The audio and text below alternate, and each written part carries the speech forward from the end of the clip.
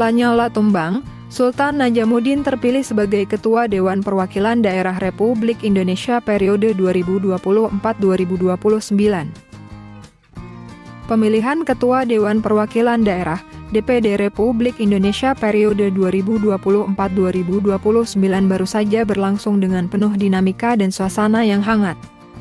Hasil akhir pemilihan menetapkan Sultan Bakhtiar Najamuddin sebagai Ketua DPD RI setelah berhasil mengalahkan Lanyala Mahmud Mataliti. Kemenangan Sultan ini mengakhiri kepemimpinan Lanyala yang sebelumnya menjabat sebagai ketua. Proses pemilihan yang dilakukan secara voting melibatkan 151 anggota DPD, dengan Sultan Najamuddin memperoleh 95 suara, sementara Lanyala hanya mendapatkan 56 suara. Momentum ini menandai titik balik bagi DPD yang kini dipimpin oleh wajah baru, meski Sultan sebenarnya bukanlah sosok asing di dalam kancah politik nasional.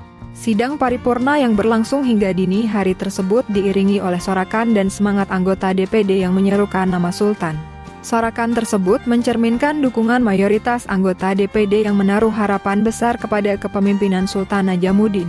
Bahkan, Lanyala sempat memeluk Sultan di tengah penghitungan suara, sebuah gestur simbolis yang menunjukkan sportivitas dalam kontestasi politik. Dalam sambutannya usai terpilih, Sultan Najamuddin menegaskan komitmennya untuk mendukung kebijakan negara yang bermanfaat bagi rakyat. Ia menekankan bahwa DPD bukanlah lembaga yang hanya kritis terhadap pemerintah, melainkan mitra yang memberikan masukan secara konstruktif. Pernyataan ini menggarisbawahi pentingnya peran DPD dalam proses pengambilan kebijakan nasional, sekaligus mengisyaratkan perubahan paradigma dalam cara kerja lembaga tersebut di masa depan. Semangat transisi kepemimpinan juga menjadi tema utama yang diangkat oleh Sultan, terutama dengan latar belakang pergantian kepemimpinan nasional dari Presiden Joko Widodo ke Presiden terpilih Prabowo Subianto. Sultan menilai momen ini sebagai peluang untuk merajut rekonsiliasi nasional yang lebih luas. DPD, sebagai representasi daerah, diharapkan dapat berperan aktif dalam mendukung terciptanya kesatuan dan persatuan bangsa di tengah perbedaan. Pemilihan ini juga diwarnai oleh dinamika politik internal yang cukup intens. Sejumlah interupsi mewarnai jalannya sidang sebelum pemilihan dimulai.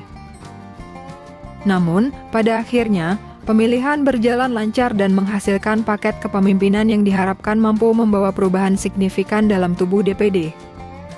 Sultan Najamuddin akan didampingi oleh wakil ketua terpilih, yaitu Ratu Hemas, Yoris Rawiyai, dan Tamsil Linrung, yang bersama-sama akan memimpin DPD selama 5 tahun ke depan. Kedepan, di bawah kepemimpinan Sultan Najamuddin, publik akan menanti bagaimana DPD memainkan peran strategisnya dalam dinamika politik nasional. Apakah semangat rekonsiliasi yang diusung akan tercermin dalam kebijakan dan langkah-langkah yang diambil oleh lembaga ini? Serta bagaimana Sultan, dengan gaya kepemimpinannya, mampu menghadirkan perubahan positif bagi hubungan antara pusat dan daerah.